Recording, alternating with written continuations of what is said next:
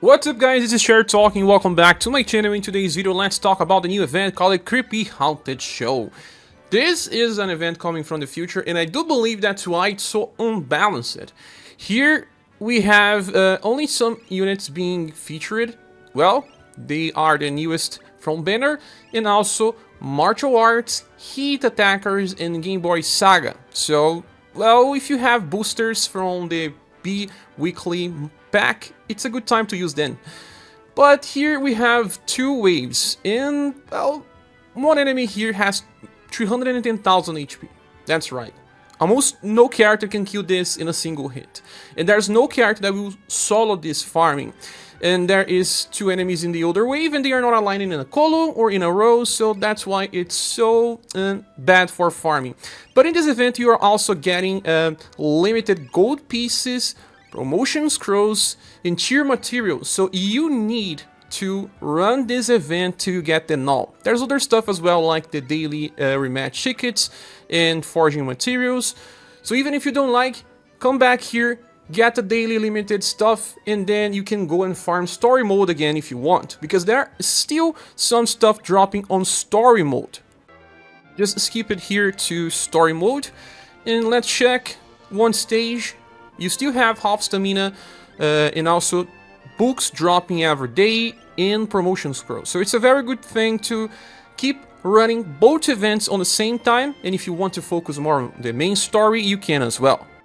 Now, talking about the event shop, there is a new welfare version of Sensei. This one has two skills that self-heal. He can cover, but it's not really good because he's not very defensive. Well, this is more for collection than anything else. Then we have lots of promotion scrolls. You can see that there are 5 stacks. It will increase each time you clear the shop, and there are pieces for the new styles, platinum tickets, books, amplify, badges, and the like. But now let's talk about farming stage number 20. The first enemy, like I said, has 310,000 HP. It's super weak to sun. This is the kinda best way to exploit the damage and heat as well. But I don't have any real strong heat damage dealer that could kill this enemy. They say that the latest Gustav, if fully maxed and using a remembrance weapon, can kill this enemy. And it's also weak to blunt, but not as much. So, the second wave, the enemies seem to have around 110,000 HP. The only common weakness is blunt and heat, but the giant is weak to slash, and the caterpillar is weak to cold. You can see that some characters will work here, but we'll talk more about this later. The best strategy, in my opinion, is to bring the latest version of Jo. Because she has very nice VP generation in the Dragoon Stance X formation, you can inherit, if you have, Sparkling Eyes. This is a 9 VP skill that hits 2 times and has some damage in both. I'm using a perfect weapon, but you don't need. And then you just increase Glacial Rate to 13, leave Ice and Fire Giant Squid on 8. She's gonna use this skill on the second wave and almost kill the enemies, but she lacks just a little extra damage. So if you are using Dragon Stance X, this slot will have high agility. You need to bring someone with an AoE attack, but it needs any sort of damage. It's just a little more to kill. Okay, so the problem with Jo is that she's pretty slow if you care about speed. Sparkling Ice is 2 hits, and let's see how much we get with 1 hit. Well, she's gonna do like 470,000 with this maxed weapon. It's much more than we need, like I said. So, in the second wave, this attack is not fast. Let's see how much damage we do. My Jo is fully maxed. In a combo, she probably kills the enemies.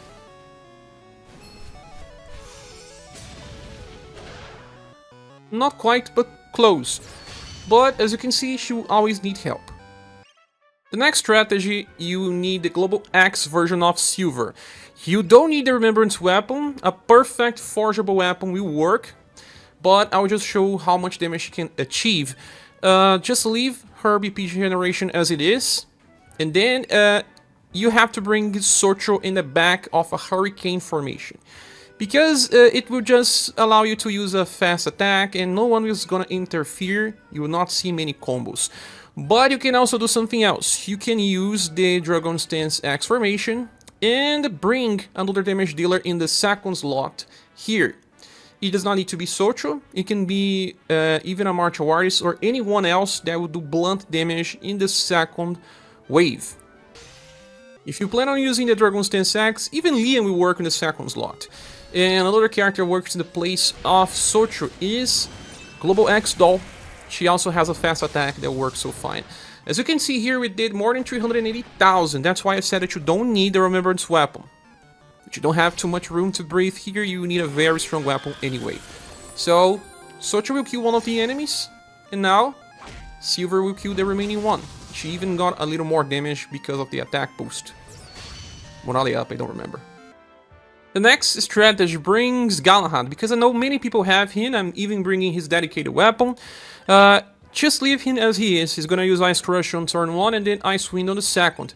And in the back row you can bring someone like Alkaiser, or I think some other character with a fast attack that does not do that much damage. He has this All Phoenix Plus, and this is a welfare version of Alkaiser, so many people will have access to him if they got it from the latest event that dropped at welfares.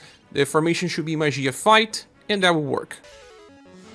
Okay, so this enemy is not weak to the attacks of Galahad, but the second wave is. One enemy is weak to Slash, the other one is weak to Cold. Hence why I'm using Galahad, I'm forcing him to work. But, well, it just works. So, for people that have Galahad and started the game recently, they can take advantage of this. So Galahad's gonna kill these enemies now. Still a little slow, but it doesn't matter for most people. It's gonna do around 150,000, more than enough. And the last strategy brings the Christmas version of Final Empress with the inheritance of Quadruple Moon Strike from her Banquet style. So, 4 hits with E-Power. If you have the Remembrance Weapon, you're gonna do more damage. It's not really required, but I want to show you that she almost killed the enemy by herself. Then, bring the Dragon's Dance Axe formation to allow her to attack in wave 1 and 2. And then someone in the slot number 2, like a club user that has some attack, like I brought this Sharon, but it can be almost anyone. Okay, so let's see how much damage she gets. Remember that she has the Remembrance Weapon. 80,000 per hit. She is fully capped. Everything maxed. Well, one of the other characters attacked and killed the enemy. Now it's time to use another attack. Super slow. 4 hits. She's gonna kill the enemy in the back with 2 hits. Or kill the front one with 3 hits. So, you need some help, and it will kill the remaining enemy. With that said, these are my strategies. This is a very bad event for farming.